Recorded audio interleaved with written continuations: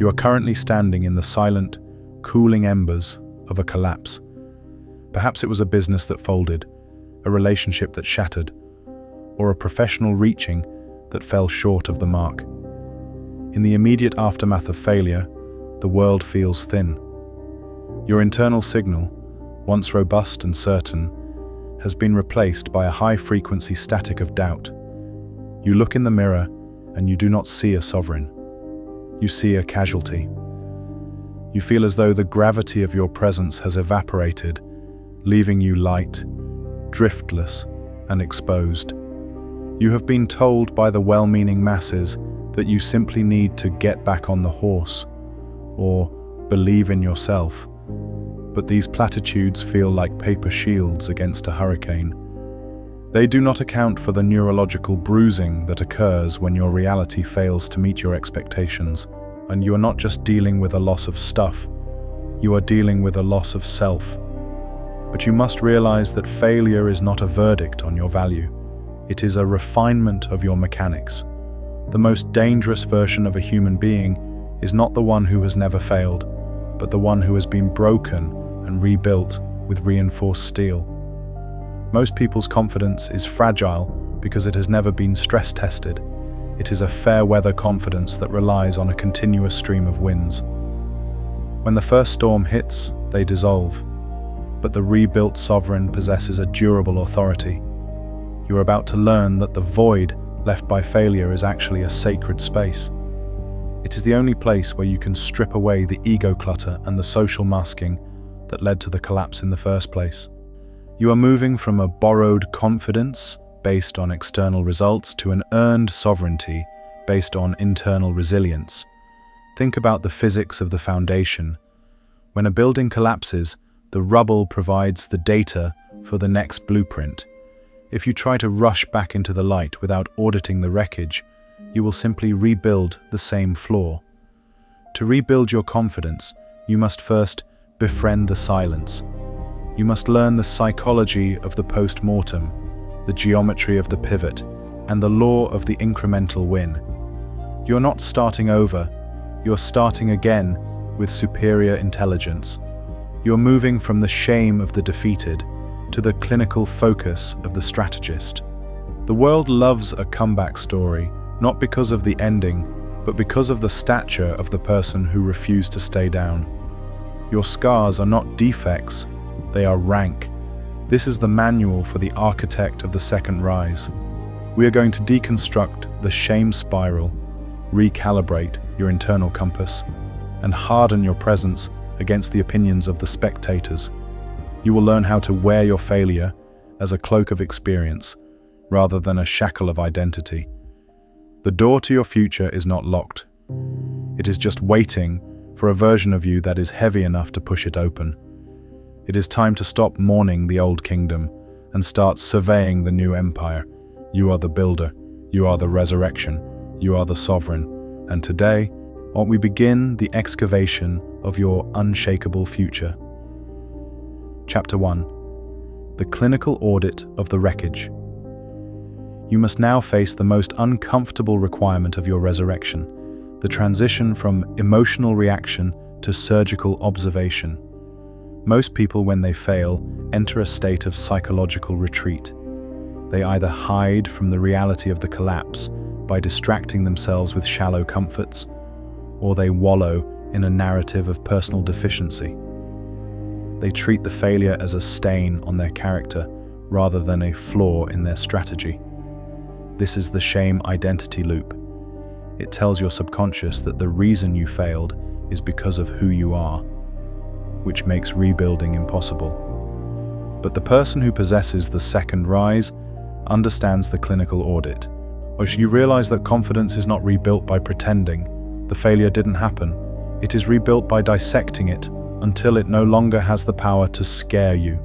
You move from the victim of the circumstance to the investigator of the mechanics. Think about the physics of the flight recorder. When a high-performance aircraft crashes, the investigators do not spend their time mourning the metal or shaming the pilot. They look for the black box. They want the data. They want to know exactly at what altitude the engine flamed out and what input led to the stall. Most people throw away their black box because it is painful to look at. But your black box contains the blueprint for your future invincibility. To rebuild your confidence, you must sit in the quiet center of your wreckage and ask, what was the specific mechanical failure? Was it a lack of due diligence? Was it an ego-driven decision? Was it a failure of boundaries? When you label the error, you limit its reach. You realize the failure was a bug in the software, not a crack in the hardware. This objectivity is the first brick of your new foundation. This audit requires you to understand the hierarchy of responsibility. Most people offshore their failure to bad luck, toxic people, or the economy. While these factors may exist, blaming them is a status drop. It signals to the world and to yourself that you are not in control of your own trajectory. If the world broke you, the world has to fix you, and the world is rarely in the business of fixing individuals. But the sovereign person claims the entirety of the event. You say, I allowed that person into my orbit. I ignored those red flags. I failed to prepare for that volatility. This radical ownership is counterintuitive. It feels heavy, but it is actually the ultimate liberation. If you own the cause, you own the cure. By taking responsibility for the downfall, you are taking authority over the uprising. You move from the drifter to the captain. Consider the trap of the post-failure narrative. In the weeks following a collapse, your mind will attempt to storyboard your life as a tragedy. It will look for patterns of past failures to prove that this latest disaster was inevitable. This is confirmation bias, acting as a parasite.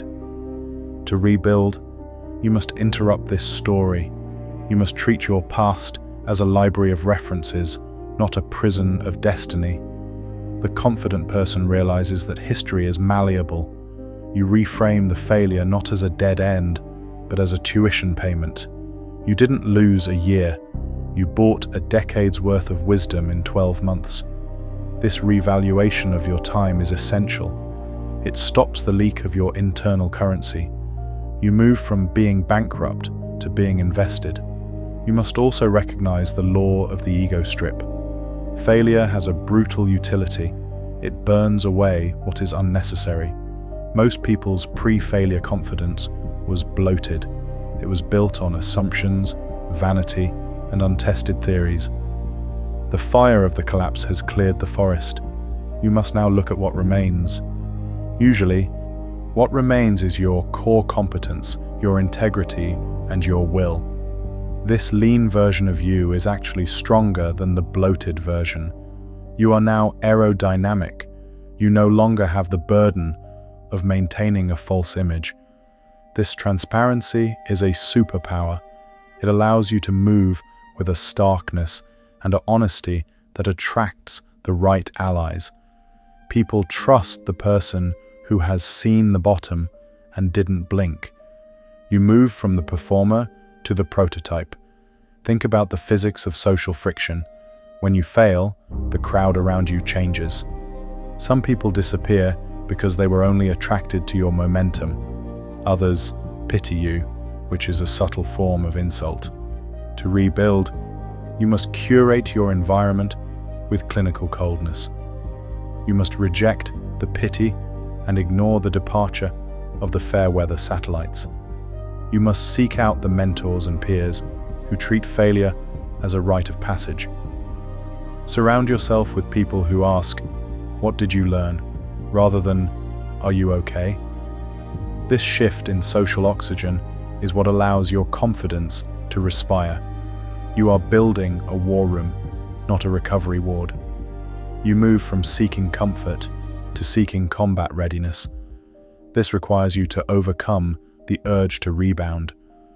Most people try to prove the world wrong by rushing into the next big thing immediately. They want to erase the shame with a quick win. This is reactive rebuilding, and it almost always leads to a second, more devastating collapse. You are building on sand. To rebuild true confidence, you must master the art of the pause. You must be comfortable with being unseen while you retool. You must be willing to work in the shadows until your mechanics are flawless. This patience is the highest signal of self-trust. It tells the world that you are not playing for the applause of the moment, but for the domination of the decade.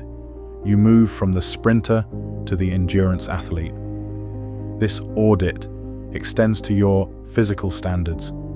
In the wake of failure, the insecure person neglects their vessel.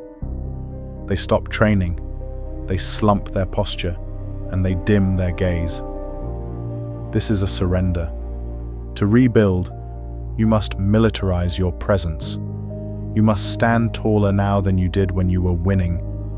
You must train harder. You must dress with more precision. This physical defiance sends a message to your nervous system. The kingdom may have fallen, but the king is still here. By refusing to let the failure manifest in your body, you prevent it from rooting in your mind. You move from being the wreckage to being the monument. Start practicing the daily post-mortem. Every evening, identify one minor setback from the day. Do not judge it. Simply describe the mechanics of why it happened and prescribe an adjustment for tomorrow. I lost my focus at 2 p.m. because I didn't prioritize my deep work. Tomorrow, I will lock my phone at 1 p.m. This habit of dispassionate correction trains your brain to see failure as fixable. It demystifies the collapse. You are building the intellectual muscles of the second rise. The clinical audit of the wreckage is the clearing of the site. It is the necessary destruction of the weak foundations that failed you. Without it, your rebuilding is just decoration. But with it, your rebuilding is architectural. You move from mourning the loss to mastering the lesson.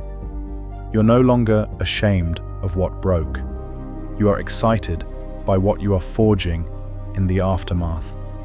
The world will learn to fear your return the moment you learn to embrace your audit. You are the investigator. You are the blueprint. You are the sovereign. And today, your eyes are finally clear enough to see the path back to the throne. Chapter 2. The architecture of the internal pivot. You must now move from the what of your collapse to the how of your redirection. Most people, once they have finished their audit, attempt to force their old identity back into the world. They try to repair a broken ship that was never seaworthy to begin with. They believe that rebuilding confidence means returning to who they were before the failure. This is the ghost identity trap. It anchors you to a version of yourself that has already been defeated by the environment. But the person who masters the second rise understands the internal pivot. You realize that the failure was a signal that your original alignment was flawed. You do not rebuild the old you. You architect a new sovereign who is immune to the vectors that caused the first crash. You move from fixing the past to inventing the future. Think about the physics of the pivot point. In engineering, a pivot allows for a change in direction without a loss of momentum. Most people stop when they fail. They park in their shame. But the confident person uses the energy of the fall to rotate their focus. You ask yourself, if the old path was blocked, or what is the adjacent possible? Perhaps your business failed because you were a visionary who lacked systems. The pivot is not to stop being a visionary, but to become a systems architect. This evolution is psychologically fortifying. It tells your subconscious that the failure was not a stop sign, but a turn signal. You are optimizing your interface with reality. This adaptation is the truest form of authority. You move from being broken to being upgraded. This pivot requires you to understand the hierarchy of the minimum viable presence. When your confidence is shattered, you cannot leap back to peak performance in a single day.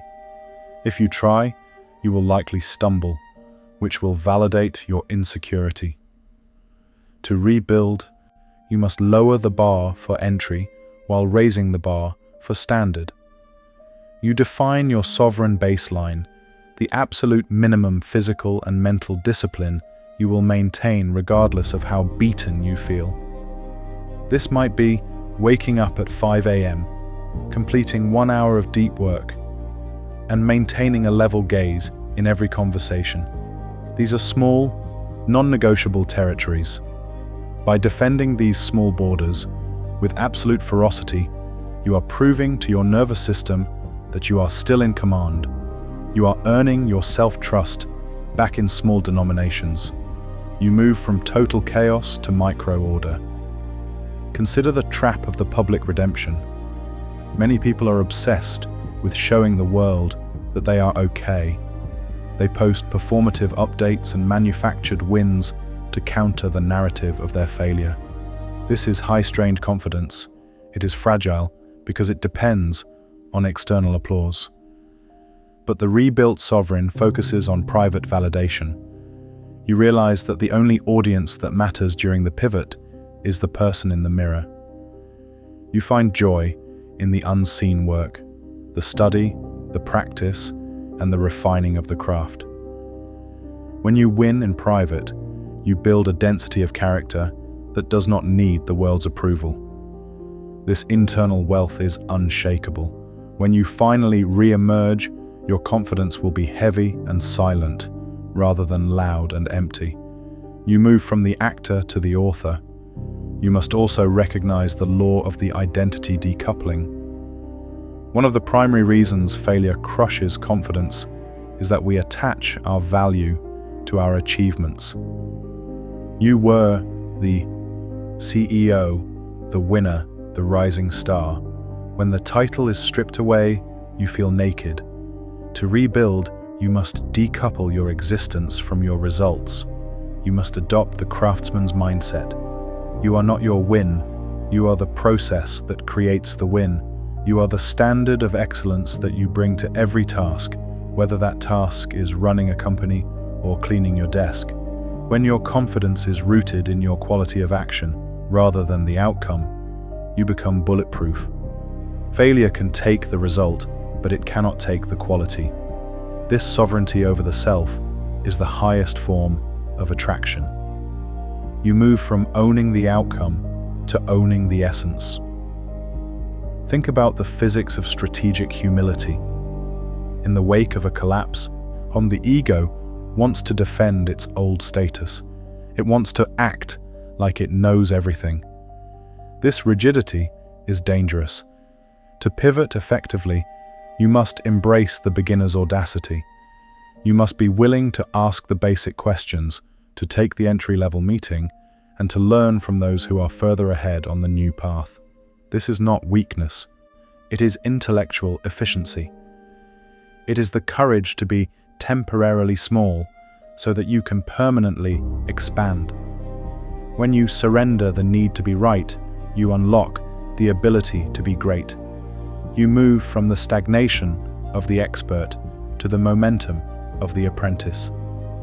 This requires you to overcome the comparison parasite. When you are rebuilding, you will be tempted to look at your peers who are still soaring. You will feel a pang of envy and shame. This is psychological poison. You must realize that everyone is on a different timeline. Your failure was not a delay. It was a diversion to a higher stakes game. You must close your eyes to the success of others and open them to the precision of your own pivot. Your only competition is the version of you that gave up yesterday.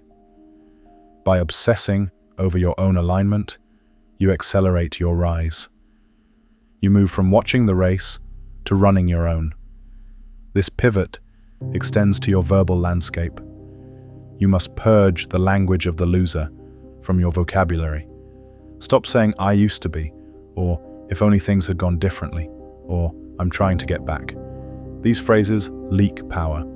Instead, use the language of the emergent. Say, "I am currently mastering this," or "My focus has shifted to X," or "The data from my last project is informing my new direction." This clinical neutrality tells the world and your brain that you are not in retreat. You are in transition. You are active. You are strategic. You move from the apology to the announcement. Start practicing the pivot statement.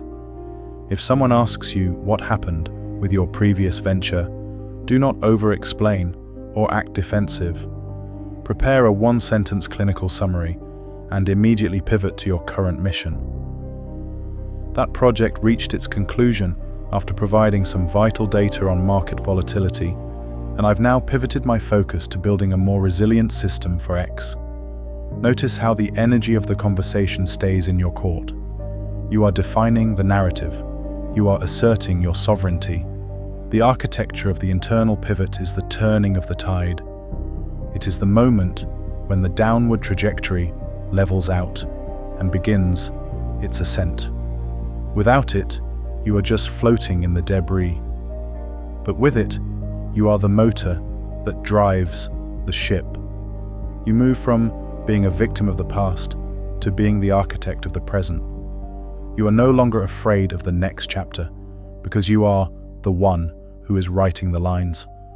The world will learn to admire your range the moment you learn to embrace your pivot. You are the rotation. You are the leverage. You are the sovereign. And today, your direction is finally heavy enough to claim the future. Chapter 3. The geometry of the incremental win. You must now master the delicate process of psychological reinflation. Most people, after a significant collapse, believe they need a massive victory to feel like themselves again. They hunt for the grand slam, the miracle turnaround, or the overnight comeback to erase the memory of their defeat. But this is the grandiosity trap. When you are in a state of depleted confidence, your nervous system cannot actually handle the weight of a massive win. The pressure to perform at that level again would likely trigger a secondary panic.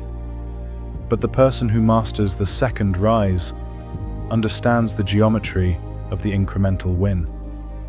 You realize that confidence is not a leap, it is a staircase. You move from the paralysis of the dreamer to the precision of the stonemason.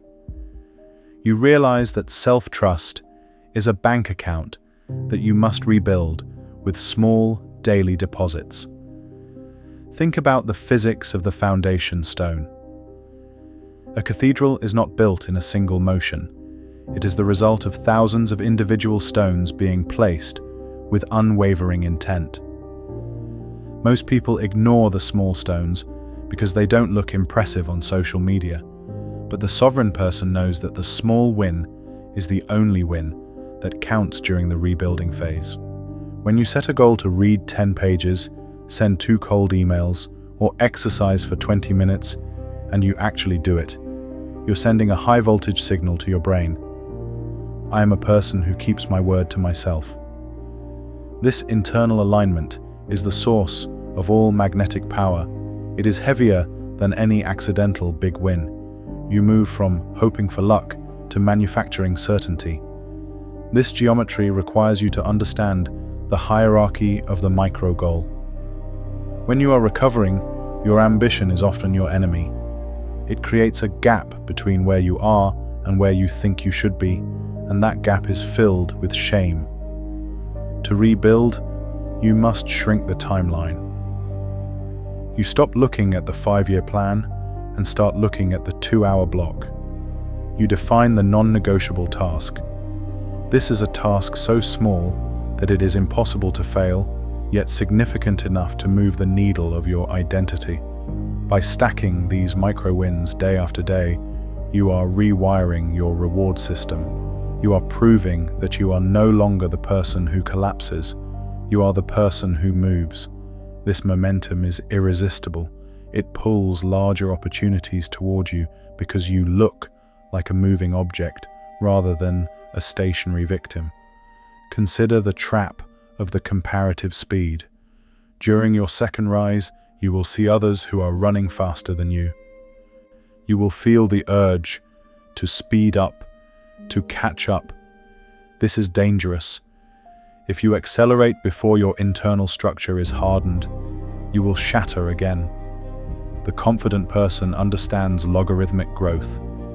You realize that the slow, steady work of the beginning is multiplying beneath the surface. You protect your pace. You refuse to be rushed by the expectations of the spectators. When you own your tempo, you own the room. People begin to respect your deliberation. They realize that you are not desperate for a quick fix. You are building something durable. You move from the flicker to the flame. You must also recognize the law of the clean completion. One of the symptoms of broken confidence is the unfinished task. When you fail, you often leave strings untied, unreturned calls, half-finished projects, messy environments. This clutter is a constant reminder of your inadequacy. To rebuild, you must become a master of the finish. You must close the loops. Even if the task is trivial, you finish it with sovereign excellence. You clean the kitchen until it shines. You format the spreadsheet until it is perfect. This attention to detail is a declaration of self-respect. It tells the world and your subconscious that you do not do sloppy work. This standard is magnetic. Gatekeepers want the person who finishes the job. By completing the small, you are qualifying for the large. You move from the chaotic to the consistent. Think about the physics of identity proof. Your brain is a scientist that is observing your behavior to determine who you are.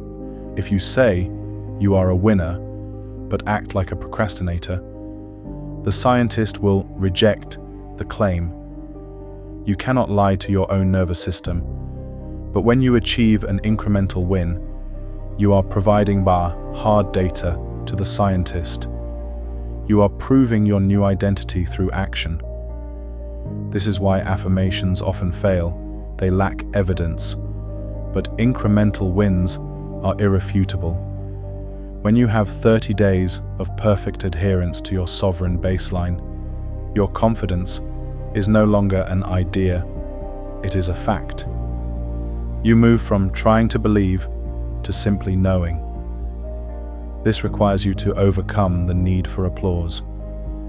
Incremental wins are often invisible. No one is going to congratulate you for waking up on time or organizing your files.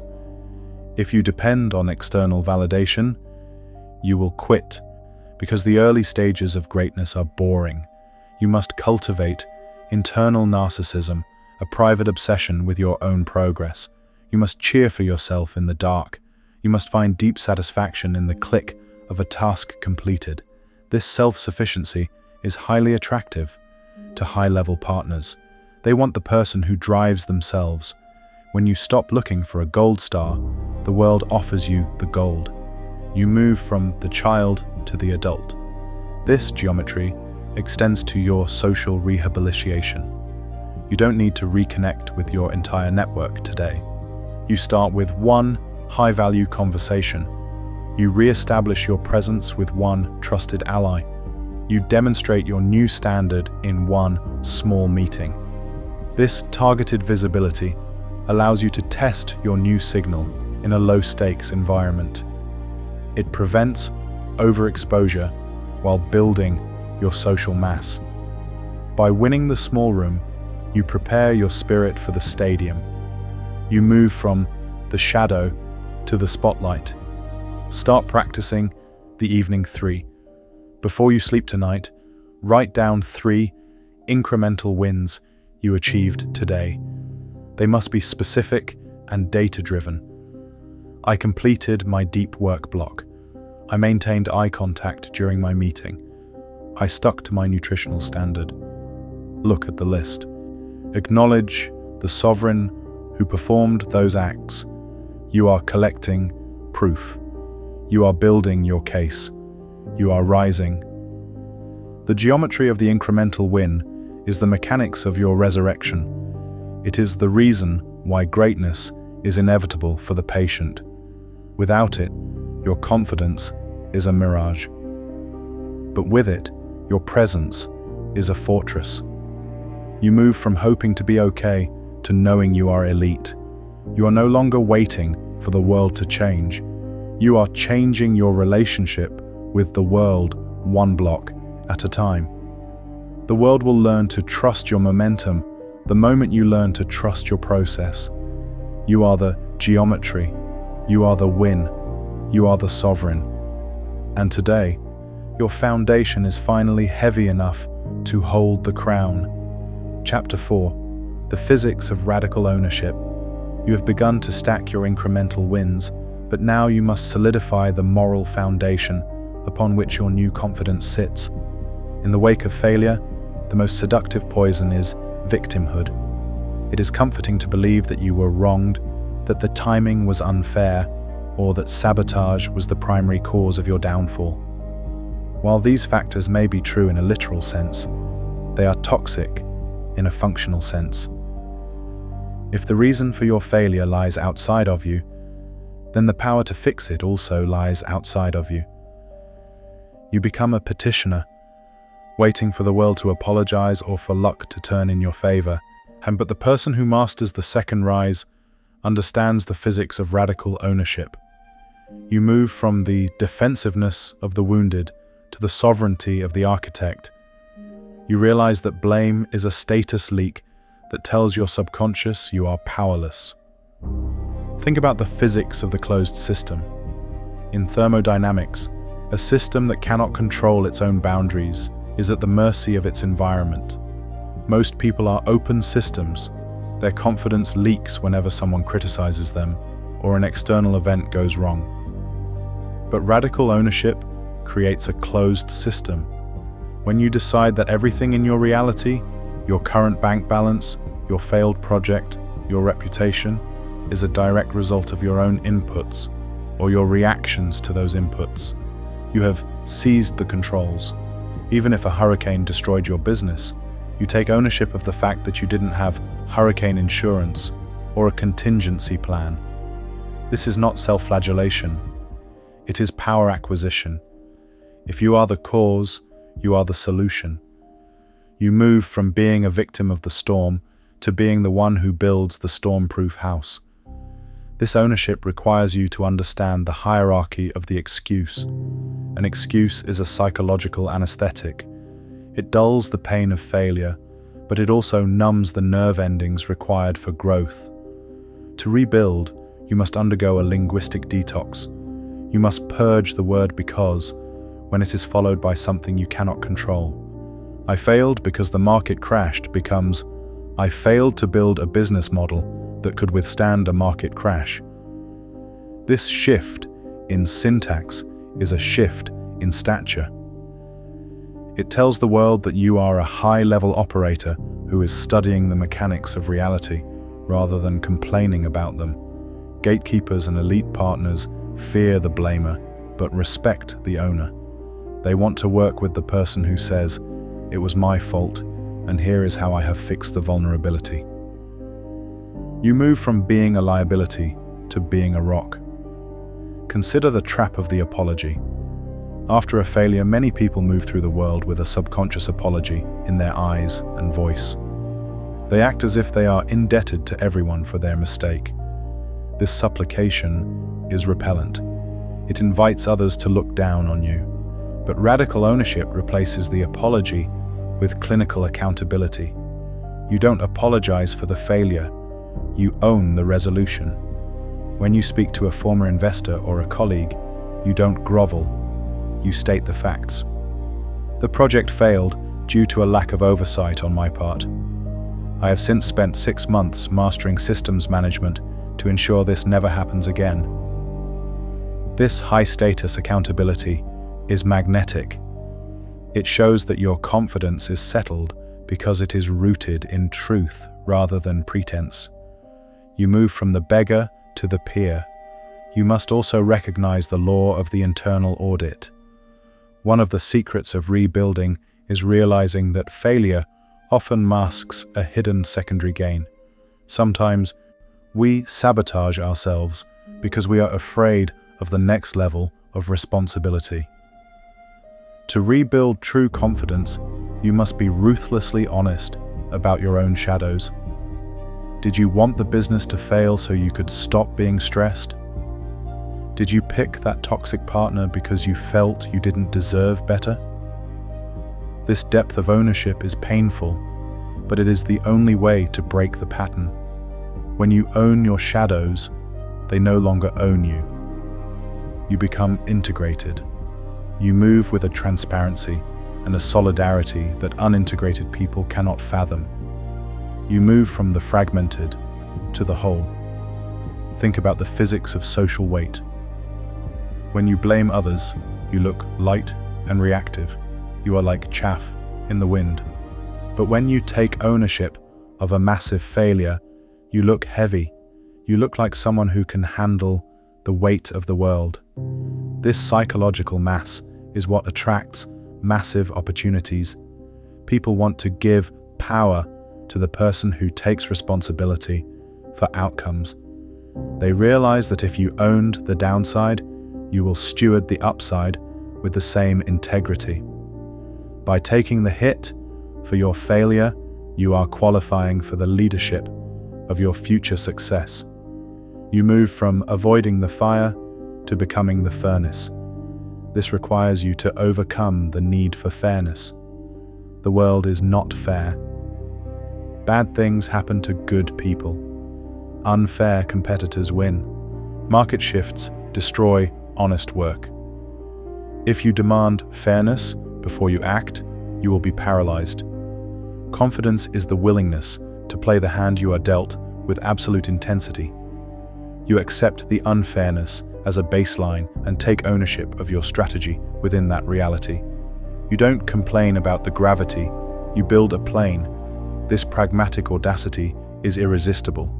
It signals that you are a realist with the heart of a warrior. You move from the philosopher to the practitioner. This ownership extends to your daily environment. You must own your health, your finances, and your network. If you are out of shape, you don't blame your genes. You own your discipline. If you are broke, you don't blame the bank. You own your value creation. This omnidirectional ownership creates an aura of competence. People begin to trust your judgment because they see that you trust your own actions. You are building a life that is a consequence of your will. You move from being a passenger to being the engine. Start practicing the ownership pivot. The next time something goes wrong, even something small, like a late delivery or a miscommunication, do not blame the other person. Search for your contribution to the event. I should have followed up earlier, or I should have been clearer in my instructions. State this ownership out loud. Notice how quickly the problem dissolves when someone takes the lead. You are exercising your sovereignty. You are reclaiming your power. The physics of radical ownership is the armor of your second rise. It is the reason why your new confidence will be impenetrable. Without it, you are vulnerable to the next storm, but with it, you are the storm. You move from being a victim of history to being the maker of destiny. You are no longer waiting for the world to be fair. You are making the world yield to your responsibility. The world will learn to hand you the keys the moment you learn to stop pointing fingers. You are the ownership. You are the cause. You are the sovereign. And today, your shoulders are finally heavy enough to carry the future. Chapter 5. The recalibration of the social signal. You have rebuilt your internal mechanics through ownership and incremental wins, but now you must address the external interface, how you project your new authority to a world that remembers your old collapse. In the aftermath of failure, The most common social error is overcompensation. You feel the need to prove you are still relevant, so you talk too fast, you name drop past successes, and you overshare your new plans in an attempt to re-secure your status. This is the try-hard paradox. It signals to others that you are fragile and seeking validation, which actually repels the high-level opportunities you are trying to attract. But the person who masters the second rise understands the recalibration of the social signal. You move from the noise of the desperate to the silence of the sovereign. You realize that your comeback is not a marketing campaign. It is a gravitational shift. Think about the physics of the signal-to-noise ratio. When a radio station is damaged, it doesn't fix itself by broadcasting louder. It fixes itself by tuning the frequency.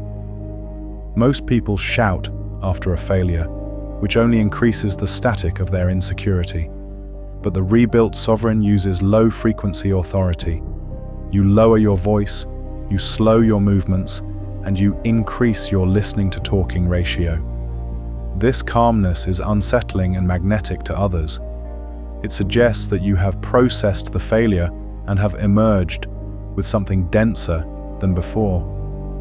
People begin to lean in to hear you. They stop pitying you and start wondering what you know that they don't. And you move from being a topic of gossip to being a source of curiosity. This recalibration requires you to understand the hierarchy of the gaze. When you are ashamed of a failure, you break eye contact. You look at the floor, or you dart your eyes around the room, signaling that you are scanning for threats or seeking an exit. This prey behavior is a status destroyer. To rebuild, you must practice the unblinking return. When someone asks you about your setback, you hold their gaze. You do not flinch. You do not look away while you explain the clinical audit of what happened. This steadiness tells the world that you are at peace with your history. It proves that the failure did not break your spirit. When you can look the world in the eye while standing in the shadow of a loss, you are asserting a level of power that success alone can never provide. You move from the hunted to the sovereign. Consider the trap of the old circle. After a collapse, you may feel an urge to return to your old social circles to reclaim your spot. But those people only know the old version of you, the one who failed. They will subconsciously try to keep you in that box of failure because it makes them feel safer. This is social crabbing. To rebuild effectively, you must be willing to abandon the circles that no longer align with your new standard. You must seek out fresh territory, rooms where you are not defined by your past, but by your current presence. In these new spaces, your rebuilt confidence is the only data people have, and you are training a new audience on who you are. By changing the room, you accelerate the rebranding of your soul. You move from defending a reputation to creating an impact. You must also recognize the law of the subtle reveal. Most people announce their comeback. They tell everyone, "I'm working on something huge," or "I'm back and better than ever." This is vulnerable to skepticism. The sovereign person uses strategic opacity. You don't tell people you're back. You show them through incremental results. You let them discover your new wins through third parties or visible changes in your stature. When someone discovers your success rather than being hit with it, their respect for you doubles. It suggests that you are so successful that you no longer need to talk about it. This humility of the heavy is the ultimate social magnet. You move from the promoter to the prize. Think about the physics of status neutrality. When you meet someone powerful after a failure, the insecure person acts below them, seeking approval or mentorship. This signals that you are damaged goods, but the confident person maintains status neutrality. You treat the billionaire and the barista with the same level, respectful, and detached energy, and you refuse to be impressed by their success or depressed by your failure. This equanimity tells the powerful that you are a peer in transition rather than a beggar in need. They will offer you partnerships instead of handouts. By holding your level, you shortcut the climb back to the top. You move from the subordinate to the equal. This requires you to overcome the need to explain. You do not owe anyone an explanation for your life. When people pry into the details of your failure out of morbid curiosity, you must be comfortable with the elegant redirect. You give a brief high-level summary and then pivot the focus back to the other person or the current topic. It was a challenging season that taught me a lot about risk management, and now I'm applying those lessons to my current focus. Tell me, how is your Project in X developing?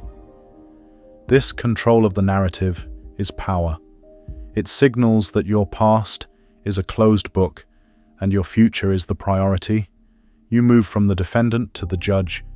This recalibration extends to your digital signal. You must audit your social media and online presence. Delete the remnants of the old failed identity. Remove the clutter and the over-emotional posts.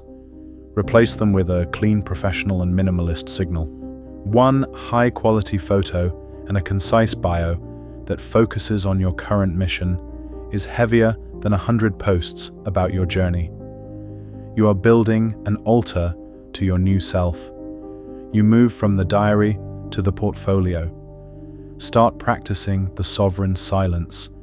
In your next social interaction, resolve to speak 30% less than you usually do. Focus on holding eye contact and pausing for 2 seconds before you respond to a question. Observe how the energy of the room shifts toward you. You are testing your new signal. You are measuring your new gravity. You are returning.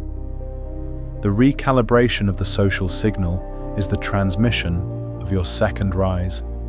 It is the reason why people will believe in your new version. Without it, your internal growth is invisible. But with it, your presence is undeniable. You move from being defined by your past to defining your own future. You are no longer asking for permission to be important again. You are declaring it through your stillness. The world will learn to re-evaluate you the moment you learn to re-signal yourself. You are the frequency. You are the signal. You are the sovereign. And today your presence is finally heavy enough to command the room. Chapter 6. The Mechanics of Emotional Durability. You have recalibrated your social signal, but the true test of your second rise will not occur in a boardroom or a social gathering. It will occur in the private theater of your own mind when the echoes of your failure return to haunt you. Most people believe that rebuilding confidence means eliminating fear and doubt. They wait for a day when they will feel perfectly ready and entirely healed. This is the healing mirage. It tells your subconscious that you are unfit for service as long as you carry the scars of your setback. But the person who masters the second rise understands emotional durability. You realize that confidence is not the absence of doubt. It is the ability to function at a high level while the doubt is present. You move from the fragility of the untested to the hardness of the veteran. Think about the physics of the stress-strain curve. In materials science, durability is the ability of a structure to absorb energy and deform without breaking. Most people are brittle. They look strong on the outside, but the moment pressure is applied to their failure point, they shatter. But the rebuilt sovereign is ductile. You have integrated the memory of your collapse into your current structure. When the voice of the loser whispers in your ear, you do not panic and contract. You acknowledge the signal, you analyze it for valid data, and then you maintain your trajectory. This emotional resilience is terrifyingly powerful. It means you are no longer hostage to your own feelings. You move from being a slave to your mood to being the master of your mission. This durability requires you to understand the hierarchy of the panic response. When you encounter a trigger, a similar situation to the one that caused your failure, your amygdala will attempt to hijack your prefrontal cortex. It will scream, "A bore. We've been here before. It ends in disaster." To rebuild, you must practice the 2-second sovereign gap. When the surge of anxiety hits, you freeze your physical reaction. You breathe into your lower abdomen and observe the sensation as a biological event rather than a prophecy. You say to yourself, "This is the ghost of the old failure. It is a signal, not a command." By refusing to react to the fear, you are atrophying the fear circuit and strengthening the authority circuit. You are training your nervous system to remain calm in the fire. You move from the reactor to the observer. Consider the trap of the emotional audit. Many people check in with their feelings every hour to see if they feel confident yet. This constant surveillance actually creates insecurity. It's like pulling up a plant every day to see if the roots are growing. The confident person understands operational detachment. You commit to your sovereign baseline, regardless of your internal weather. You do the work when you feel inspired, and you do the work when you feel worthless. This indifference to your own emotions is the ultimate form of self-trust. It tells the world and your brain that your will is heavier than your mood. When you act like a sovereign while feeling like a failure, the feeling eventually surrenders to the fact. You move from the seeker to the practitioner. You must also recognize the law of the cognitive reframing. One of the weights of failure is the narrative that you wasted time. You look at the lost years or the lost money, and you feel behind. This poverty mindset constricts your creativity. To rebuild, you must reframe the failure as a high-intensity simulation. You didn't lose those years. You were enrolled in a private masterclass that the successful will eventually have to pay for later. You have data that they lack. You have calluses that they don't have. This perspective is magnetic. It converts your shame into expertise. When you speak about your lessons with gratitude rather than regret, you are signaling that you are unbreakable. You move from the victim of time to the master of experience. Think about the physics of social friction. When you are durable, people will try to test you. They will remind you of your failure to see if you flinch. They want to know if you are real or if you are performing. If you react with anger or defensiveness, you lose. You have validated their doubt. But if you receive their comment with a slight, knowing smile and a calm redirection, you win. You have proven that your internal validation is complete. This impenetrability is highly attractive to high-stakes partners. They want the person who can withstand the criticism of the masses. By protecting your peace, you are increasing your market value. You move from the vulnerable to the bulletproof. This requires you to overcome the need for perfection. Many people sabotage their second rise because they make a mistake and then spiral back into old habits. They think, "I failed again, I'll never change." This is the all or nothing fallacy, and you must embrace the sovereign pivot. When you stumble, you acknowledge it clinically, you correct it immediately, and you return to the path. You do not indulge in shame. You treat your life like a high-end machine that requires constant calibration. This resilience is the soul of confidence. It's not about never falling, it's about never staying down. You move from the fragile glass to the resilient rubber. This durability extends to your information diet. You must purge the voices of the cynical and the defeated. If you are consuming in media or conversations that reinforce the narrative of scarcity and failure, you are poisoning your well. You must consume content that challenges you and peers who stretch you. You are building an intellectual fortress.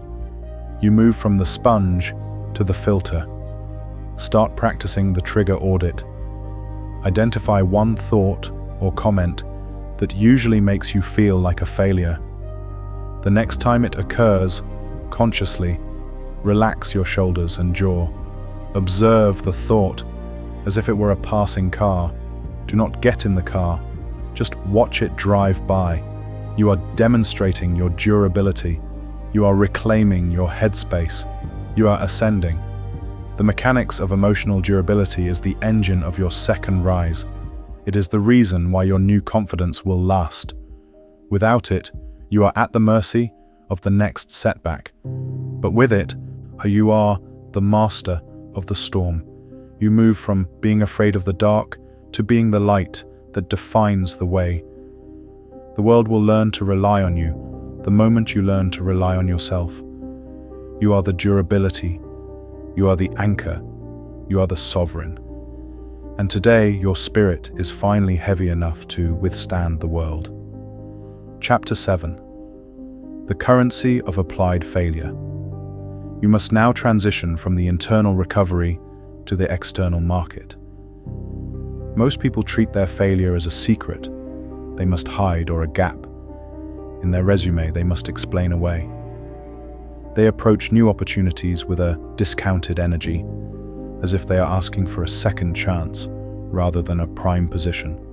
This is the supplicant's discount. It signals to the world that you are damaged goods and that your value has depreciated. But the person who masters the second rise understands the currency of applied failure. You realize that your collapse was not a loss of capital, it was the acquisition of a rare asset. You move from the shame of the defeated to the leverage of the veteran. You realize that undamaged people are theories, but rebuilt people are proven facts. Think about the physics of the stress test. In engineering, a component that has been pushed to the point of failure and then reinforced is worth significantly more than a new component that has never been tested. The new component is a hope. The reinforced component is a certainty. Most of your competitors are untested. They are confident because they haven't lost yet.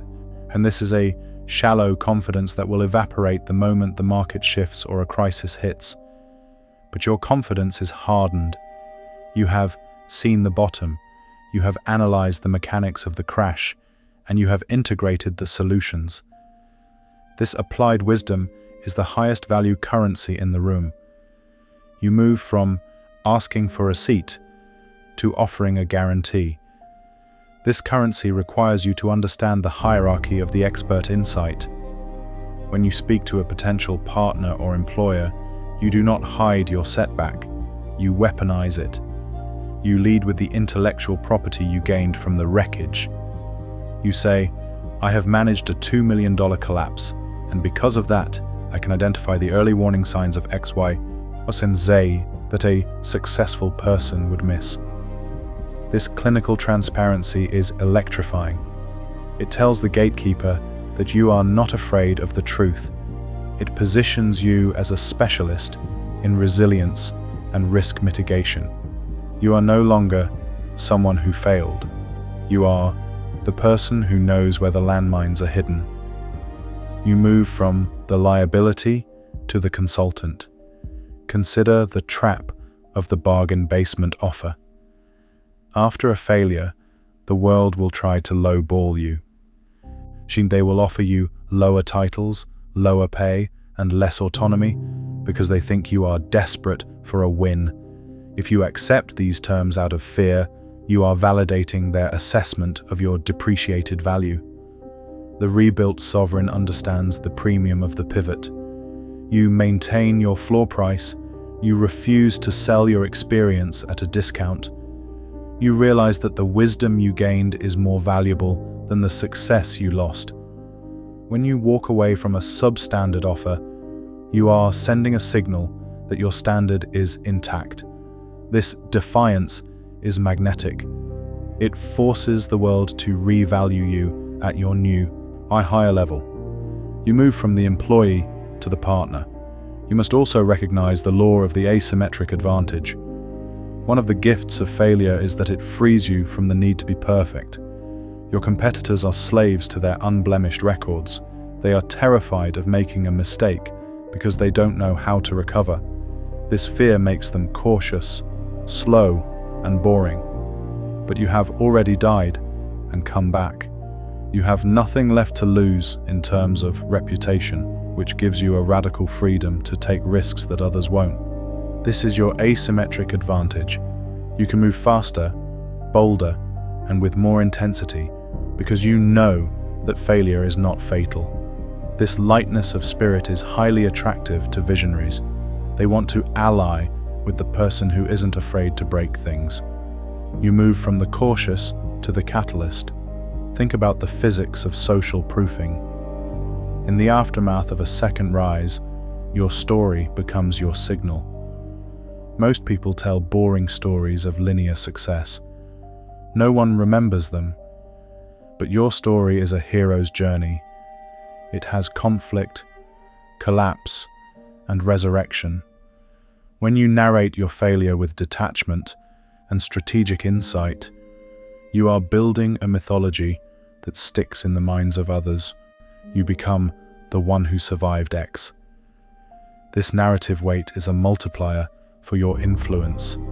People want to be part of your comeback because it validates their own potential for redemption. By owning your scar tissue, you are creating a gravitational pull that drags resources toward you. You move from the ghost to the icon. This requires you to overcome the need for sympathy. You must purge the victim energy from your pitch. If you seek pity, you will receive charity.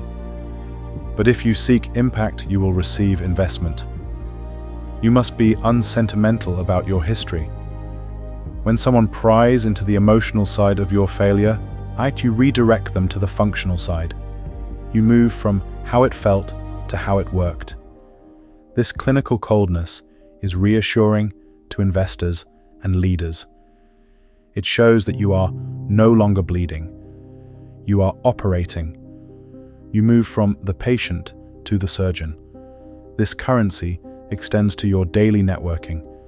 You must audit your value proposition. Stop asking for help and start offering solutions based on your hard-won data. If you see a company making the same mistake you made 2 years ago, reach out and show them the mechanical flaw. This proactive value creation is the shortest path to a high-level seat. You are demonstrating that your failure has made you indispensable. You are spending your currency. You move from the applicant to the advisor. Start practicing the value flip. Identify one lesson from your failure that is currently relevant to someone you admire or want to work with. Draft a concise, high-status message that shares the insight without asking for anything. I noticed you are expanding into X. Having managed a collapse in that sector in 2024, I've identified 3 hidden landmines that usually tank projects in the first 6 months. Happy to share the data if it helps. Notice the instant shift in status. You are no longer the one who failed. You are the one who knows. The currency of applied failure is the wealth of your second rise. It is the reason why your new chapter will be 10 times larger than your first. Without it, your collapse was a waste. But with it, your collapse was a goldmine. You move from hoping to be forgiven to knowing you are the expert. You are no longer defined by the hole you fell into. You are defined by the bridge you built over it. The world will learn to pay for your wisdom the moment you learn to stop apologizing for your experience. You are the currency You are the leverage. You are the sovereign. And today, your data is finally heavy enough to buy the future. Chapter 8. The architecture of the hardened standard. You have begun to spend your new currency, but now you must build the fortress that ensures you never liquidate your value again. In the wake of failure, the most dangerous internal state is gratitude-induced compliance. Because you are thankful for a new opportunity or a second chance, you feel a subconscious obligation to be easy to work with, to over-deliver at your own expense, and to ignore the red flags that mirror your past collapse. This is the second chance trap. It signals that you are indebted to the world, which invites others to exploit your insecurity. But the person who masters the second rise understands the architecture of the hardened standard, and you move from the flexibility of the grateful to the rigidity of the sovereign. You realize that your failure has given you the authority to be more demanding, not less. Think about the physics of the filter.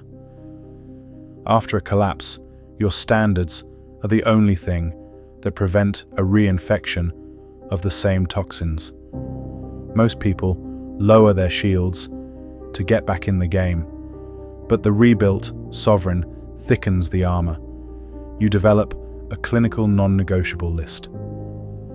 This is not a wish list. It is a boundary map. You say, I will not work with partners who lack X. I will not accept terms that include Y, and I will not compromise on my sovereign baseline for Z. This hardness is magnetic to elite players. It tells the world that you have learned the cost of mediocrity and that you are no longer willing to pay it.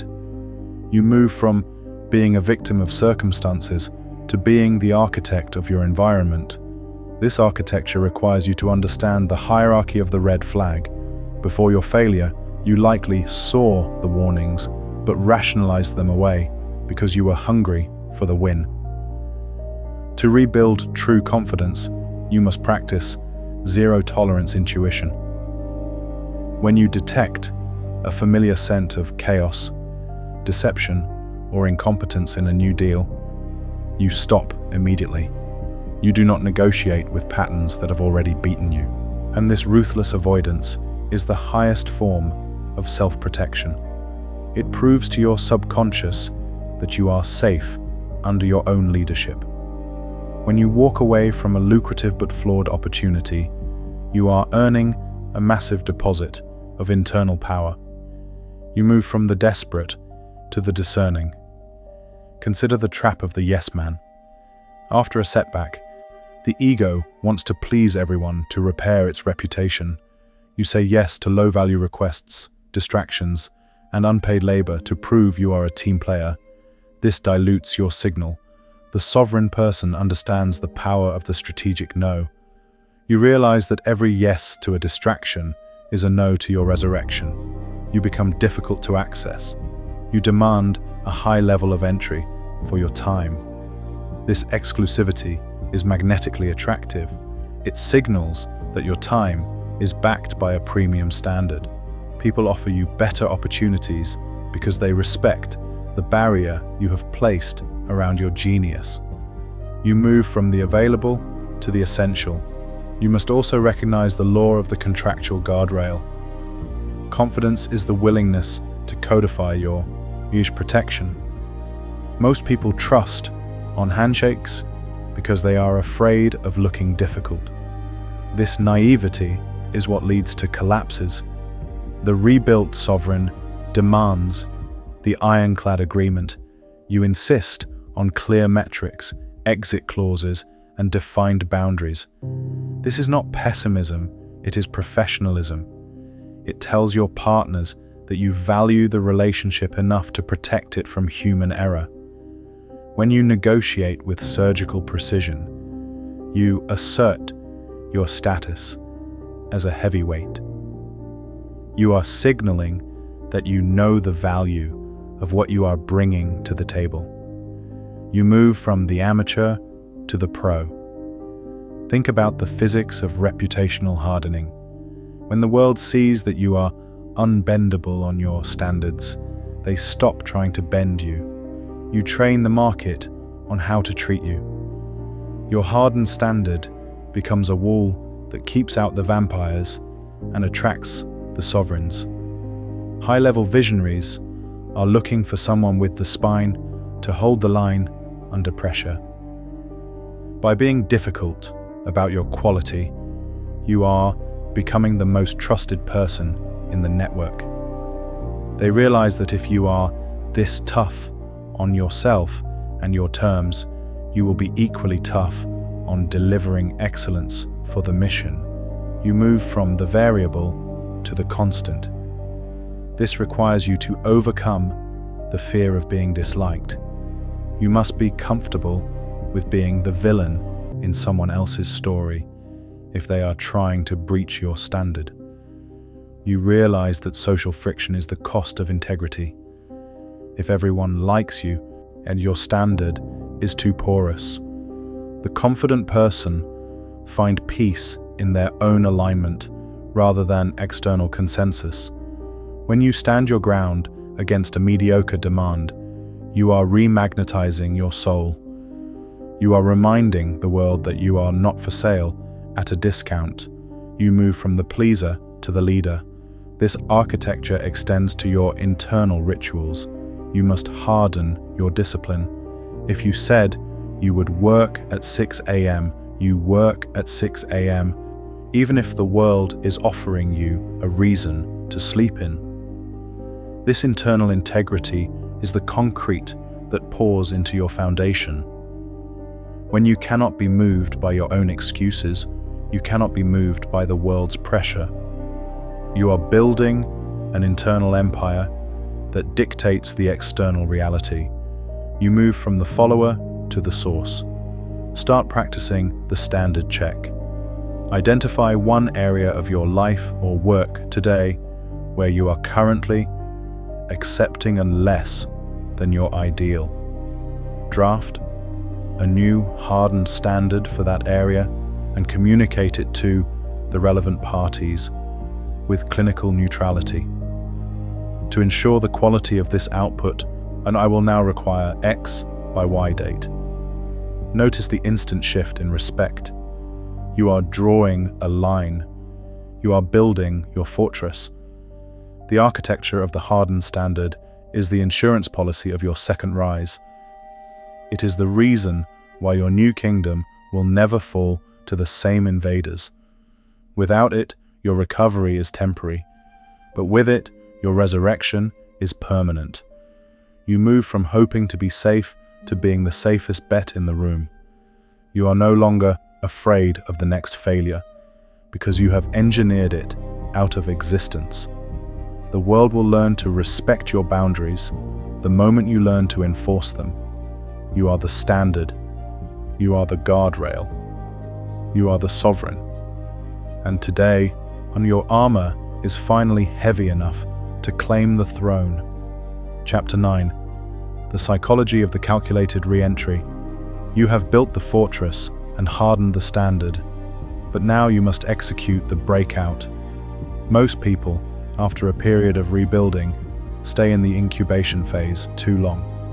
They become perpetual students or shadow workers, hiding behind the excuse of further preparation because they are terrified of the public verdict of a second attempt.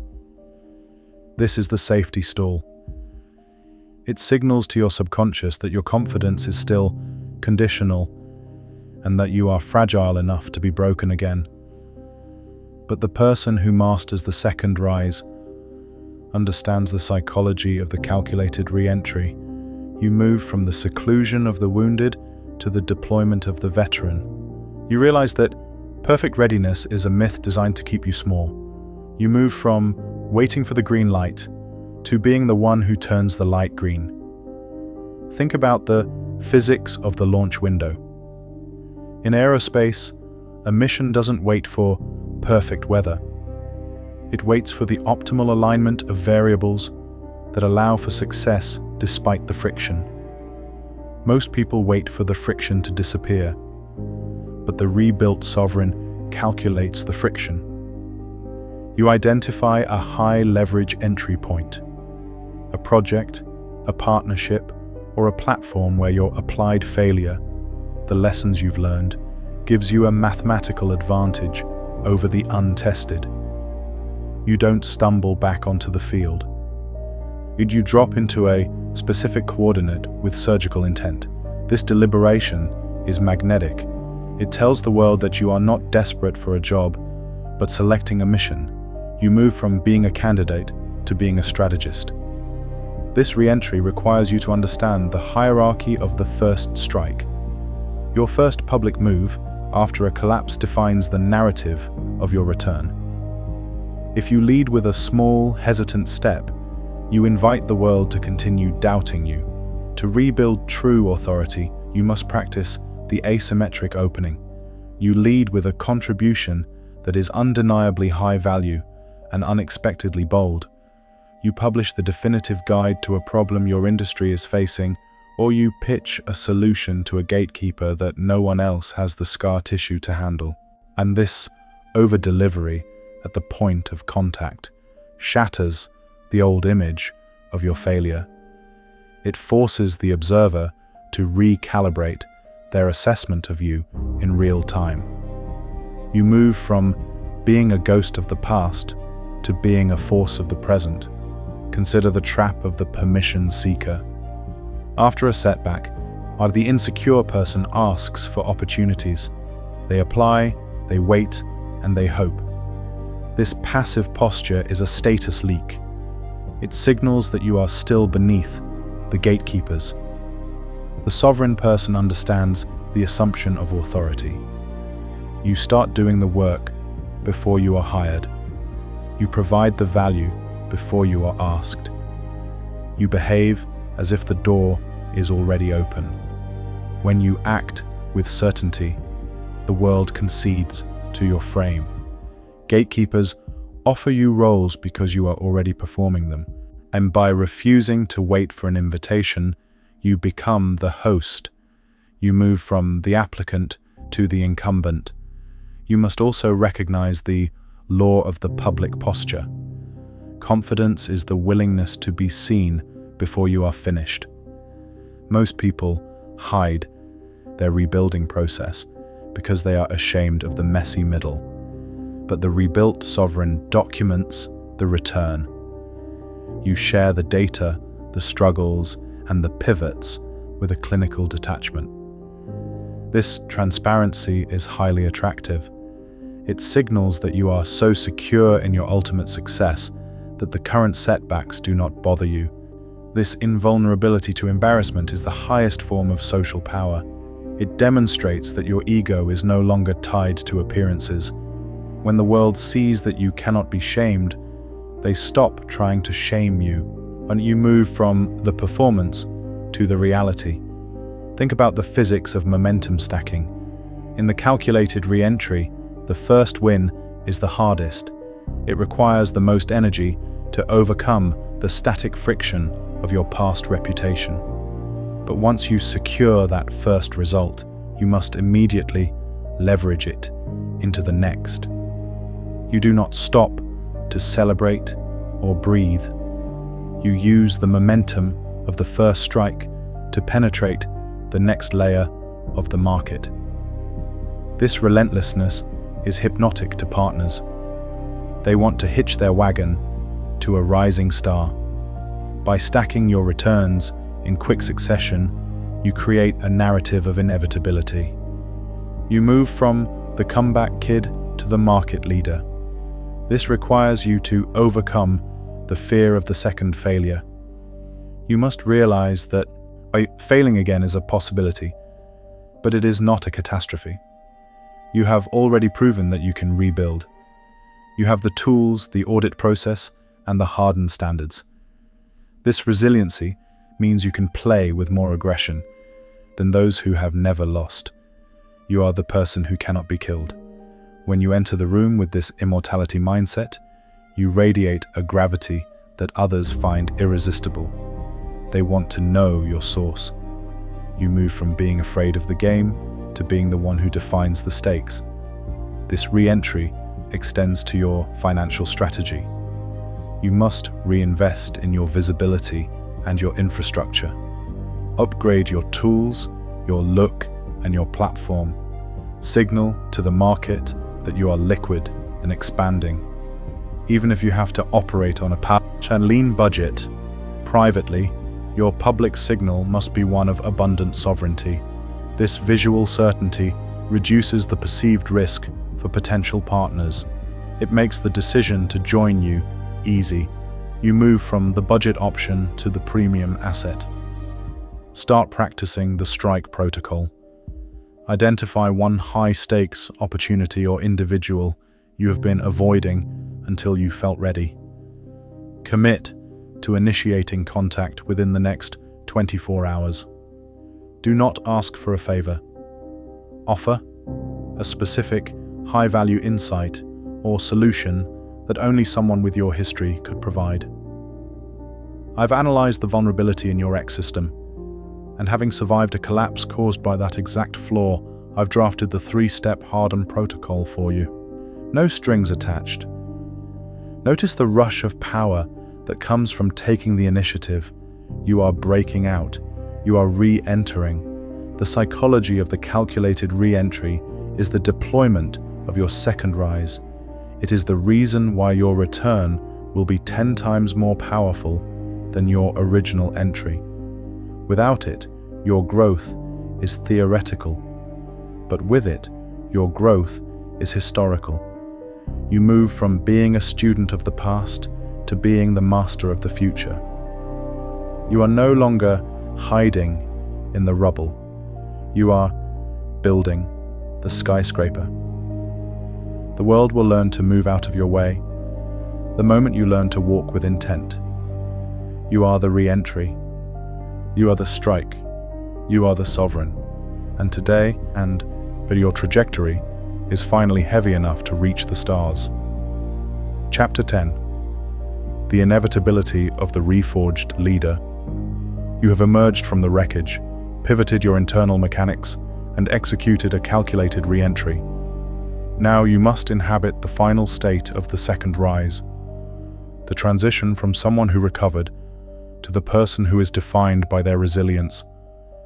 Most people view failure as a detour that delayed their arrival at success. They hope that, eventually, people will forget what happened so they can go back to being normal.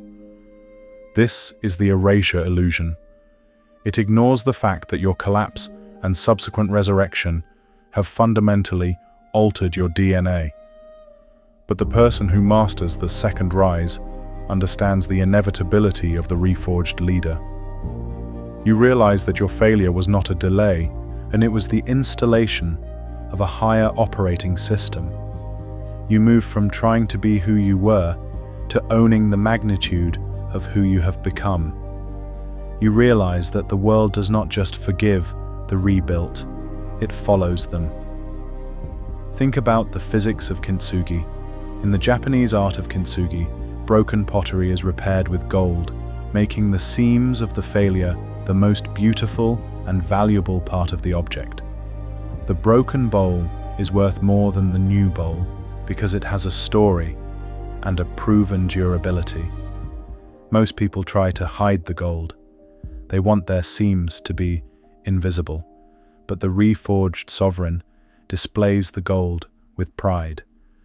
You realize that your scars are your credentials. When you walk into a room now, you carry a density that the untested cannot simulate. You have a calmness that comes from knowing exactly how much pressure you can withstand before you bend. This certainty is the ultimate magnet for elite opportunities.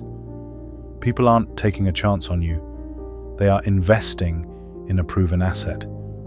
You move from being a risk to being the insurance. This inevitability requires you to understand the hierarchy of the veteran. In the economy of leadership, there are mercenaries, those who are there for the win, and veterans, those who have survived the loss. When things are going well, everyone looks like a leader. But when the market shifts or the crisis hits, the mercenaries scatter. The world looks for the veteran. They look for the person who has been here before and didn't quit. By publicly owning your second rise, you are positioning yourself as the stabilizer for everyone else's chaos. You become the alpha of the storm. High-level organizations and visionaries will compete for your presence because you provide a psychological floor for their ambition. You move from searching for a role to being the foundation. Consider the trap of the old ambition. After a failure, you may feel the need to get back exactly what you lost: the same title, the same income, the same status. And this is linear thinking. It limits your potential. The sovereign person understands exponential redirection. You realize that the new version of you is capable of games that the old version couldn't even see. You don't just get back to where you were, you surpass it by orders of magnitude. You use your new standards, your hardened mechanics, and your applied failure to build something larger, safer, and more impactful than your original dream. Your failure was the demolition required to build a skyscraper where a shack once stood. You move from the restoration to the expansion. You must also recognize the law of the sovereign presence. Confidence is the willingness to exist in the fullness of your history. Most people compartmentalize their lives. They have their successes in one box and their failures in another. This fragmentation is a power leak. It makes you hesitant. But the reforged leader is integrated. You bring your failure to the table as comfortably as you bring your victories. When you are integrated, you are unshakable. No one can use your past against you because you have already claimed it. And this solidarity of self is intimidating to the insecure and inspiring to the great. It signals that you are at peace with reality. When you are at peace, you are at power. You move from the actor to the authority. Think about the physics of legacy. What is the lesson your second rise teaches the world? If you have followed the sovereign path, the lesson is that resurrection is a choice. You are demonstrating to your peers, your family, and your competitors that gravity is negotiable. You are breaking the curse of shame for everyone who witnesses your return. This higher purpose is the final fuel for your attraction. You're not just succeeding for yourself, and you are succeeding as a proof of concept for human resilience. This mythic stature is what makes you legendary. You move from being a person to being a principle. This requires you to overcome the fear of finality. You must realize that your second rise is not a one-time event. It is a methodology. You are now a person who knows how to rebuild. This means you can never be truly defeated. If you fail again, and you might, you will simply run the audit, pivot the mechanics, and re-enter with even more data. This immortality is the ultimate confidence. It is the freedom to play the largest possible game. You are unkillable because you have mastered the art of the return. You move from protecting your life to leading your destiny.